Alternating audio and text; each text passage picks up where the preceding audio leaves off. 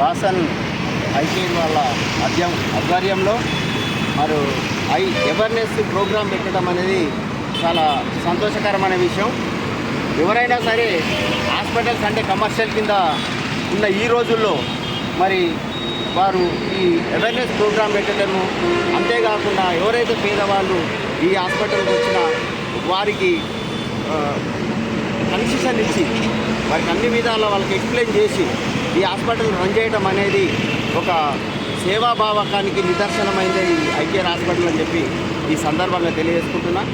మరి ఈ అవేర్నెస్ ప్రోగ్రాంలో అనేది చాలా ముఖ్యమైనది. మనం ఎన్ని లక్షల కోట్లు సంపాదించామనేది ముఖ్యం కాదు.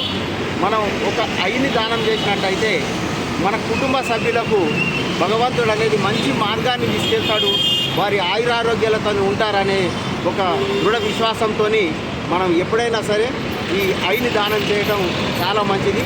ఈ ఐని దానం చేయడానికి ప్రతి ఒక్కరికి ఇట్లా ముందుకు వచ్చినట్టయితే ఈ దేశంలోనే ఈ చూపు లేని వారు ఉండరు అనే ఒక సంకల్పంతో ఈరోజు వాసన్ ఐకేఆర్ వాళ్ళు పెట్టడం చాలా సంతోషకరం.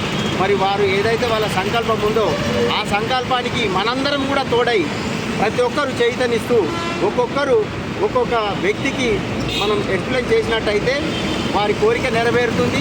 భారతదేశంలోనే ఈ చూపు లేని వారు అనేది ఉండరు అనేది నా పర్సనల్ ఒపీనియన్. మరి ఇలాంటి ప్రోగ్రాం చేసిన వాళ్ళ స్టాఫ్ అందరికీ, వారి యాజమాన్యానికి ప్రతి ఒక్కరికి పేరు పేరున ధన్యవాదాలు తెలియజేసుకుంటున్నాను.